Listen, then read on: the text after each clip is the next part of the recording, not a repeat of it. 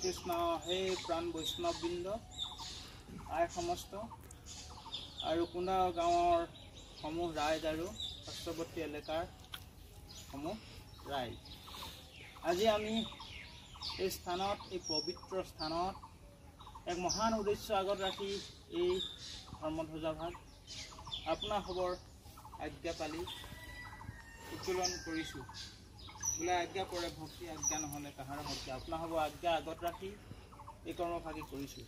এটা কথা হ'ল আমি এই কৰ্মভাগী কি কাৰণে কৰিছোঁ এই ধৰ্মধ্বজা ধৰ্মৰ প্ৰতীক এই ধৰ্মৰ প্ৰতীকৰ লগতে জড়িত হৈ আছে এক শব্দ আছে মই এক বৰ অহংকাৰ সৰ্বস্ব শব্দ ইয়াৰ লগতে গোটেই ধৰ্মৰ ধাৰণাটো জড়িত আছে। এই পবিত্ৰ স্থানত এই ধৰ্মধ্বজা তলে এই মই কেন্দ্ৰ কৰি মই দুআষাৰ কথা ক'বলৈ আগবাঢ়িছোঁ। এইখিনি ক'বলৈ প্ৰয়াস কৰোঁতে যদি কোনোবাখিনিত ভুল ভ্ৰান্তি ৰৈ যায় আপোনালোকে ক্ষমা কৰিব। সেয়ে ক্ষমা প্ৰাৰ্থনা বিচাৰিছোঁ যাতে ক'ব লগা কথাটিত উপস্থিত সদৌতিয়ে আপোনালোকে সহযোগিতা আগবঢ়ায়। নিজকে পৰম ভাগ্যৱান বুলি ভাবিছোঁ কাৰণ আজি মোৰ জীৱনত প্ৰথমবাৰৰ বাবে এনে এক পবিত্ৰ স্থানত অৰ্থাৎ ধৰ্মধ্বজাৰ তলত এষাৰ কোৱাৰ পৰিস্থিতি আহি পৰিছে। অৱশ্যে এই সুবিধাকণ দিয়াৰ বাবে আপোনাৰ সদৌতিকে মই ধন্যবাদ জনাইছোঁ। কিন্তু এই স্থান পোৱাৰ বাবে মই নিজক উন্নত বুলি বুজি লোৱা নাই আৰু কাকো বুজাবও চেষ্টা কৰা নাই। এয়া মোৰ সৰল কাতৰ প্ৰাৰ্থনা। ধৰ্মধ্বজা এক ধৰ্ম আনটি ধ্বজা ধ্বজা মানে পতাকা অৰ্থাৎ ধৰ্মৰ পতাকা। এই মূল কথাটি হ'ল ধৰ্ম। এই ধৰ্ম কি তাৰ বাবে ধৰ্ম কেনেকৈ হয় ধৰ্ম কৰা হয় নে পালন কৰা হয় এক ডাঙৰ প্ৰশ্ন। ধৰ্মৰ এটা স্পষ্ট ধাৰণা যে আমাৰ মাজত আছে এইটো সামান্য সন্দেহজনক। এই ধৰ্মধ্বজাৰ তলত থাকি এই কথা কিয় অৱতাৰণা কৰিছোঁ তাৰ কাৰণ আছে। আজি 2025 চনৰ 576 শংকৰাব্দৰ 25 বহাগ মানে আজিৰ পৰা 576 বছৰ আগতে গুৰুজনা জন্ম হৈছিল। সেইদিনত অৰ্থাৎ শংকৰদেৱ গুৰুজনাই যেতিয়া ভাওনা নাট ৰচনা ভাওনা কৰিছিল তেতিয়া বাৰু কেইখন ভাওনা হৈছিল? নিশ্চয় আজিকালিৰ দৰে ইমান বেছি সংখ্যক ভাওনা নহৈছিল। আজিৰ দিনততো ভাওনাই ভাওনা হাজাৰ ভাওনা। তেন্তে এটা কথা চিন্তা কৰক, শ্ৰীমন্ত শংকৰদেৱৰ দিনতকৈ আজিৰ মানুহ বহু বেছি পৰিমাণে ধাৰ্মিক হ'ব লাগিছিল। হৈছোনে আমি ধাৰ্মিক? আছেনে আমাৰ মাজত শান্তি সম্প্ৰীতি? এক বিৰাট ডাঙৰ জটিল প্ৰশ্ন। আৰু অখণ্ড ভাগৱত পাঠ ধুমুহাৰ গতিত চলিয়েই আছে। সেয়া এতিয়াও সেয়া গায়েই আছে। খুব ব্যাখ্যা হৈছে, ইফালে সিফালে সকলোকে ব্যাখ্যা হৈছে। পৰিতাপৰ বিষয় এইটোহে যে এই অনুষ্ঠান কাৰ্যসূচীসমূহ টেপ ৰেকৰ্ডাৰৰ দৰে হৈছে। টেপ ৰেকৰ্ডাৰৰ দ্বাৰা মনোৰঞ্জন লোৱাৰ দৰে হৈছে। হ'ব লাগিছিল ভাৱৰঞ্জন, ভাৱৰ আৱাগমন মানে ভাৱনাৰ বিষয়, জ্ঞানোদয়ৰ বিষয়। কিন্তু এই টেপ ৰেকৰ্ডাৰৰ দৰে অৱস্থিতিটোক আমি খুব সজাই পৰাই দৃষ্টিনন্দন কৰি খুব ধূপ-ধূনা লগাই গদগদ হৈ খন্তেকীয়া ক্ষণস্থায়ী আনন্দ লৈছোঁ। এনেবোৰ সকলো কৰক, তাত কোনো বাধা নাই। কিন্তু ডাঙৰ ভুল বা অপৰাধটো এইটোহে যে এইবোৰকেই আমি ধৰ্ম বুলি মানি লৈছোঁ। এয়া জানো ধৰ্ম হৈছে? যদি এয়া ধৰ্ম হ'লহেঁতেন ইমান বিভেদৰ সৃষ্টি কেনেকৈ হ'লহেঁতেন?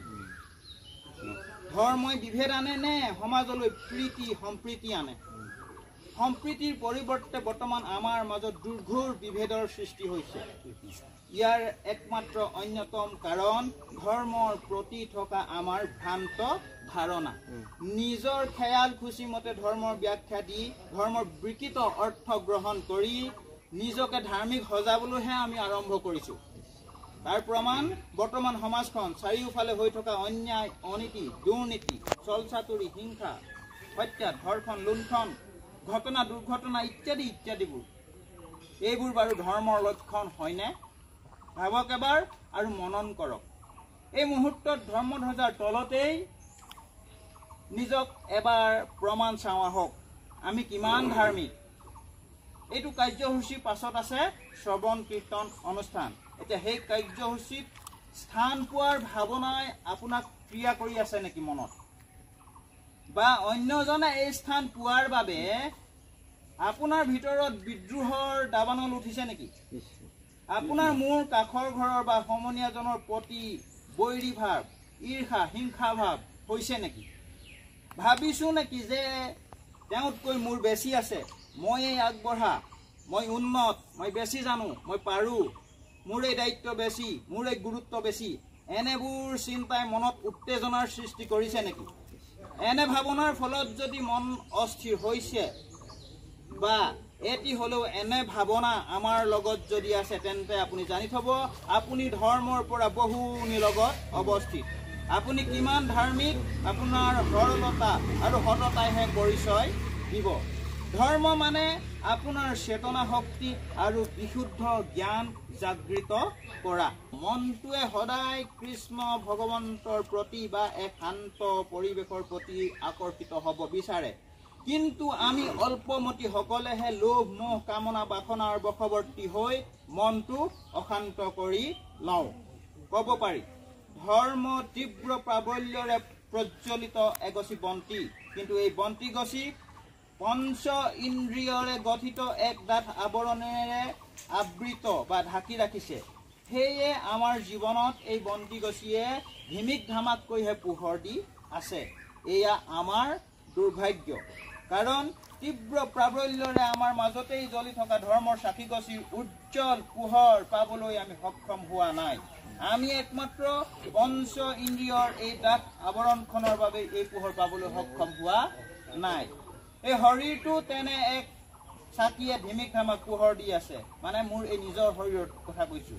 এই ধিমিক ধামাক পোহৰৰ পৰিৱৰ্তে অধিক উজ্জ্বল পোহৰ দিবৰ বাবে এই পবিত্ৰ ধৰ্মধ্বজাৰ তলত দুআষাৰ কোৱাৰ সুযোগ দি আপোনাসৱে যি মোক অনুপ্ৰেৰণা যোগাইছে, আপোনাসৱৰ সেই চিন্তাৰ প্ৰৱণতাক মই শতকোটি প্ৰণাম জনাইছোঁ। আৰু এই কাৰ্যসূচীৰ পাছত যি ভাগৱত পাঠ আৰম্ভ হ'ব, এই শাস্ত্ৰ শ্ৰৱণ কীৰ্তন অনুষ্ঠান ভাগে ধৰ্ম নামৰ বন্তি গছি ঢাকি ৰখা পঞ্চ ইন্দ্ৰিয়ৰ এই আৱৰণখন সমূলঞ্চে নাশ কৰি দিয়াত সহায়ক হওক, এই আশা ৰাখি গুৰুজনাৰ এক প্ৰাৰ্থনা তথা উপদেশ বাণীৰে সামৰণি কৰিব বিচাৰিছোঁ। কৃষ্ণ কৃষ্ণ। কাম ক্ৰোধ লোভ তেজি